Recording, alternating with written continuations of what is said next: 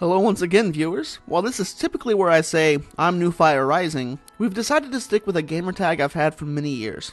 That being said, I'm WiLdFiReAJS, and this review is brought to you by Grumpy Bob's Emporium in Maryville, Illinois.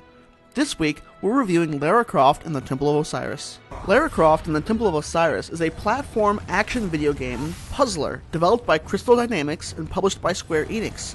It was released for Windows PC, Xbox One, and PlayStation 4 on December 9th, 2014. This game isn't really a sequel by right, but it does follow on the heels of the insanely popular Lara Croft and the Guardian of Light, a game which sold over 1 million copies and which IGN has listed as 14th in their top 25 Xbox Live arcade titles of all time.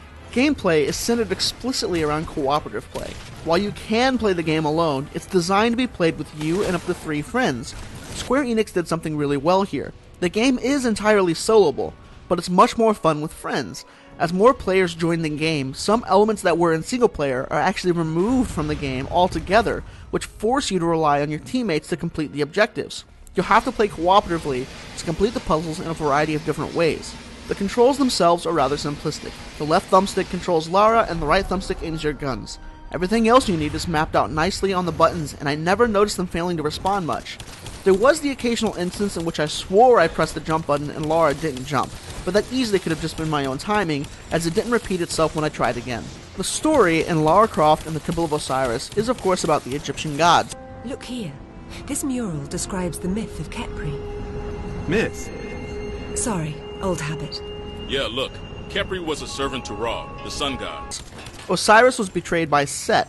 Set is now trying to take over the world, and you must find all of the pieces of Osiris to stop him. Each piece of Osiris you find increases his power and progresses you through the game. I found the story interesting enough in its own right, but it's certainly not the compelling reason to play this game. It does, however, flow well, and it fits Lara perfectly. I was really surprised with the graphics in this game. While it's a very arcade-style game, the volumetric smoke, particle effects, lighting, even the trees and the sand blowing across the ground all look great. The game overall is actually very good looking. There's no complaints here, and in fact, I was quite impressed. It's very clear that Square Enix wanted this game to focus on the puzzles. While there's plenty of combat to be had, none of the enemies are anything to be reckoned with. You get a myriad of different weapons ranging from handguns, rifles, grenade launchers, etc. But the combat is quite simple. Lots of dodging and shooting. It's not exactly disappointing, but it's not at all challenging either. There are loot drops, but once I threw a couple random rings on, I never really felt the need to mess with them again. This adds some disappointment to the abundant chests you find lying around. There is an ammo meter, but I never seemed to deplete it before the game provided me with more ammo, and the same goes for life.